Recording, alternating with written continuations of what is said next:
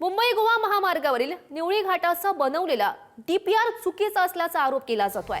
निवळी ग्रामस्थांनी थेट केंद्रीय मंत्री नितीन गडकरी यांच्याकडे या संदर्भात तक्रार केली आहे। निवळी गावातील उड्डाण पूल रद्द करण्याची मागणी त्यांच्याकडून केली जाते आहे। निवळी घाट ते हातखंबा असं स्ट्रक्चरल ऑडिट करून आराखडा बदला अशी मागणी आता नागरिक करतायत।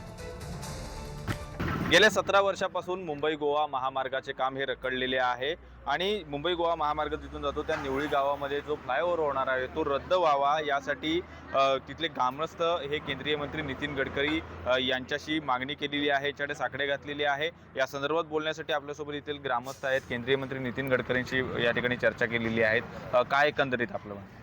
मी केंद्रीय गडकरी साहेबांना नागपुरात जाऊन भेटून त्यांना सविस्तर या विषयाची माहिती सांगितलेली आहे। हा उड्डाण पूल रद्द व्हावा ही आमची गावकऱ्यांची मागणी आहे। आम्हाला समांतर फ्लॅट जंक्शन मिळावा ही 2 वर्षापासून मागणी आहे।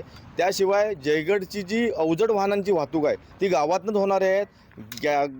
त्यांचे जे कंटेनर आहेत, CNG कंटेनर आहे कॅप्सूल, ते सुद्धा वाहतूक गावातून होणार आहे। त्यामुळे आम्हाला हा विषय धोकादायक आहे आणि गावकऱ्यांच्या उपासमारीची वेळ येणार आहे, बेरोजगाराची वेळ येणार आहे, जी बाजारपेठ पूर्णपणे उद्ध्वस्त होणार आहे। दुसरा विषय म्हणजे आमची महत्त्वाची मागणी आहे की जो DPR बावनथी घाटामध्ये जो केलेला आहे निवळी घाटामध्ये, तिथे 2 वळणं 90 अंशाच्या काटकोनामध्ये आहेत।